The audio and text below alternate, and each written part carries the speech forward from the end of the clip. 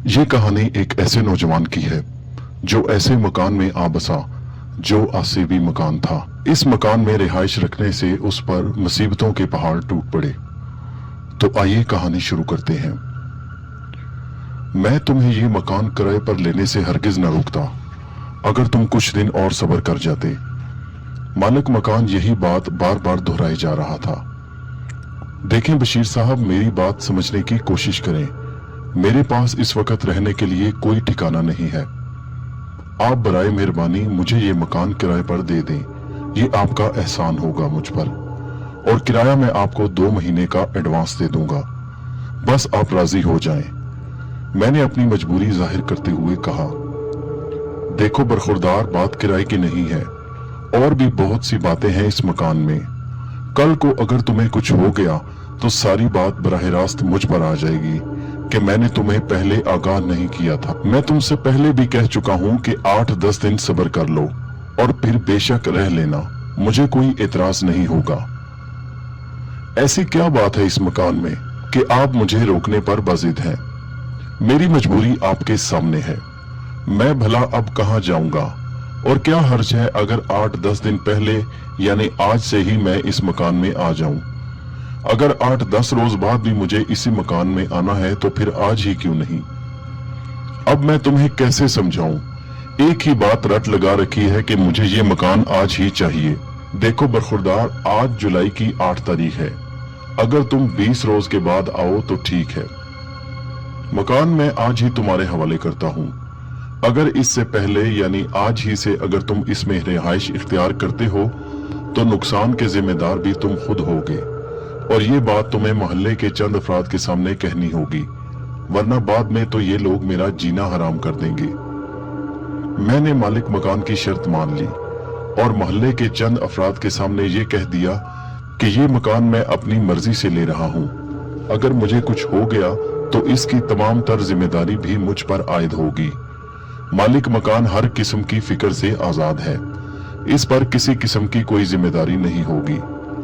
तब मुझे मालिक मकान ने रिहाइश इख्तियार करने की इजाजत दे दी और मैं अपने मुख्तसर के सामान के साथ शिफ्ट हो गया। काफी अरसा बंद रहने की वजह से पूरा मकान धूल और मिट्टी से अटा हुआ था। छतों पर मकड़ियों ने जाले तान रखे थे और दीवारों का प्लास्टर भी जगह जगह से उखड़ चुका था। यहाँ 2 कमरे और एक बरामदा था। इसके बाहर एक बावर्ची खाना, एक बाथरूम और उसके साथ छत पर जाने के लिए सीढ़ियां थी। छत पर भी एक उजाड़ सा कमरा जो बंद था, जो काठ और कबाड़ से भरा हुआ था। सहन में एक नीम का दरख्त और इसके नीचे एक कुआं था। 3 घंटे तक सफाई करने के बाद मकान अब बिल्कुल साफ हो चुका था।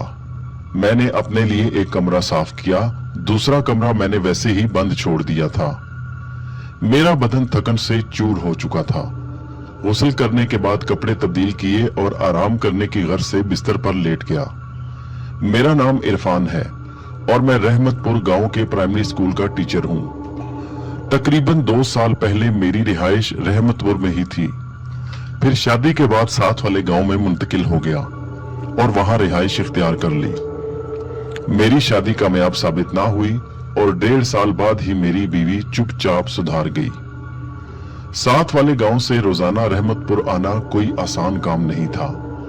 आम दिनों में तो ये काम जैसे तैसे कर ही लेता था, मगर बारिश या गर्मी में मुझे बहुत तकलीफ होती थी। इसलिए मैंने एक बार फिर रहमतपुर में रिहाइश इख्तियार करने का फैसला कर लिया। मैं रहमतपुर आज ही पहुंचना चाहता था। काफी तलाश के बाद ये मकान तो मिला, मगर मालिक मकान इसे किराए पर देने के लिए राजी ना था। काफी मिन्नत समाजत के बाद राजी तो हो गया, मगर जाते जाते वो मुझे मोहतात रहने की तलकीन कर गया कि ये मकान आसेब ज़दा है, और अगर तुम्हें ऐसा वैसा कुछ नजर आ भी जाए तो तुम इस पर तवज्जो नहीं दोगे। बज़ाहिर तो मुझे मकान में कोई खराबी नजर ना आई। बशीर साहब की इन बातों पर मुझे जरा बराबर भी यकीन नहीं था, इसलिए मैंने यहाँ रहने का इरादा कर लिया। थोड़ी देर आराम करने के बाद मैं उठकर किचन में चला गया। खाने बनाने की तमाम चीजें मैं साथ ही ले आया था। पहले मैंने अपने लिए 1 कप चाय बनाई और फिर खाना बनाने में मसरूफ हो गया। शाम हो चुकी थी और अंधेरा अब आहिस्ता आहिस्ता फैलने लग गया था। खाना खाने के बाद मैं जल्द ही बिस्तर पर लेट गया। तमाम दिन की थकावट की वजह से नींद की देवी मुझ पर जल्द ही मेहरबान हो गई और मैं सो गया।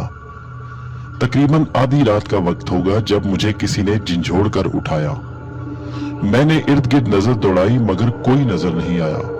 मैंने इसे अपना वहम समझा और दोबारा लेट गया। अभी मेरी आंख ही लगी थी कि मैं एक भारी भरकम आवाज ने मुझे फिर से बेदार कर दिया। आवाज ऐसी थी जैसे कोई साथ वाले कमरे में फर्नीचर घसीट रहा हो। एक बार मैंने वही आवाज दोबारा सुनी। मैं उठकर बिस्तर पर बैठ गया।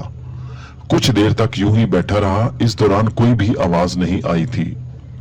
अभी मैं लेटने का इरादा कर ही रहा था कि मुझे ऐसा लगा जैसे कोई रो रहा हो।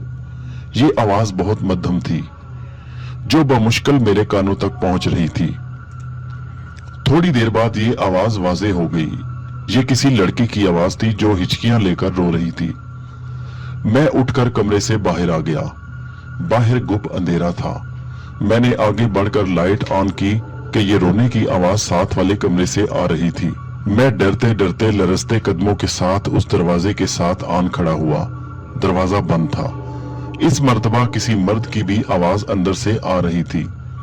ऐसा लग रहा था कि कोई मर्द इस कमरे में किसी लड़की पर तशद्दुद कर रहा हो। मर्द की आवाज में काफी गुस्सा था। वो आज फिर यहाँ आया था। मर्दाना आवाज सुनाई दी। कौन आया था?